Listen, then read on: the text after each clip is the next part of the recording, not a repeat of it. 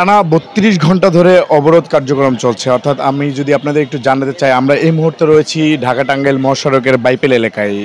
এখানে কিন্তু এই বাস গ্রুপের একটি শ্রমিকরা বেতনের দাবিতে কিন্তু গতকাল সকাল ৭টা থেকে এই পর্যন্ত অর্থাৎ টানা প্রায় ৩২ ঘন্টা চলমান কিন্তু এই অবরোধ রেখেছে। আমরা যদি আপনাদের একটু দেখাতে চাই, সেটি হচ্ছে ঢাকা-টাঙ্গাইল মহাসড়কের এই মুহূর্তে কিন্তু তীব্র যানজট, পাশাপাশি এখানে যে পরিস্থিতি সৃষ্টি হয়েছে সেখানে কিন্তু আমরা দেখতে পাচ্ছি যে মাইল পর মাইল অর্থাৎ দুই পাশে উভয় লেনে কিন্তু যানজটের সৃষ্টি হয়েছে।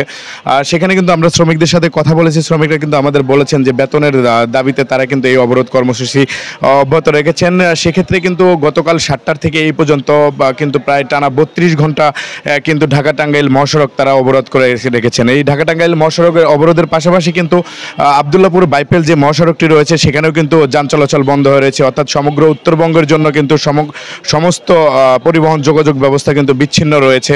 আমরা কিন্তু প্রশাসনের সাথে বেশ কিছুবার কথা বলার চেষ্টা করেছি, তারা কিন্তু কোনোভাবে আমাদের সাথে যোগাযোগ করার চেষ্টা করেননি। অর্থাৎ আমরা কিন্তু গার্মেন্টস শ্রমিকের সাথে বিভিন্নভাবে কিন্তু কথা বলার চেষ্টা করেছি, তারা কিন্তু আমাদের জানিয়েছেন সেটি হচ্ছে গার্মেন্টস শ্রমিকরা তাদের বেতনের দাবি না মানা পর্যন্ত কিন্তু তারা বকেয়া বেতন পরিশোধ না করা পর্যন্ত কিন্তু তারা রাস্তা ছাড়বে না বলে কিন্তু আমাদের জানিয়েছেন। আরেকটি কথা যদি আপনাদের একটু জানিয়ে রাখি, সকালে কিন্তু এই গার্মেন্টস শ্রমিক এবং পরিবহন শ্রমিকরা কিন্তু এই ধাওয়া পাল্টা দেওয়ার ঘটনা ঘটছে। এখানে কিন্তু বেশ কয়েকজন আহত সহ কয়েকটি গাড়ি কিন্তু আমরা দেখেছি ভাঙচুর করা হয়েছে।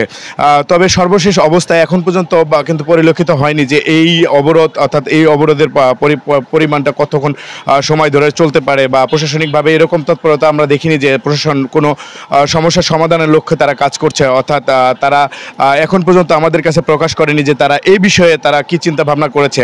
আমরা যদি আরেকটু কথা আপনাদের জানিয়ে রাখি, এখন পর্যন্ত কিন্তু যে পরিস্থিতি চলছে সাভার আশুলিয়ার যে পরিস্থিতি কিন্তু থমথমে অবস্থা বিরাজ করছে। যে কোনো মুহূর্তে কিন্তু পরিবহন শ্রমিকদের সাথে কিন্তু গার্মেন্টস শ্রমিকদের যে কোনো সময় সংঘর্ষণের ঘটনা ঘটতে পারে।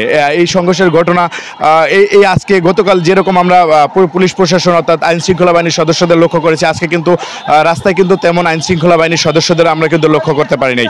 আমরা যদি আপনাদের একটু কথা জানিয়ে রাখি, সেটি হচ্ছে এখন পর্যন্ত অর্থাৎ ৩০ ঘন্টা পেরিয়ে গেলেও কিন্তু আমরা সেভাবে কোনো তৎপরতা লক্ষ্য করিনি যে সমাধানের কোনো ওয়ে। আর এখানে কিন্তু সমস্ত অর্থাৎ সর্বস্তরের জনগণ কিন্তু সেই ভোগান্তিতে পোহাতে হচ্ছে। অর্থাৎ পরিবহন শ্রমিক থেকে শুরু করে শিক্ষার্থী থেকে শুরু করে সাধারণ যাত্রী যারা আছে তারা কিন্তু পায়ে হেঁটেই তারা এক স্থান থেকে কিন্তু আরেক স্থানে যাচ্ছে। তো এই ছিল আমার কাছে আশুলিয়া থেকে সর্বশেষ তথ্য। Shahin Alam, global television.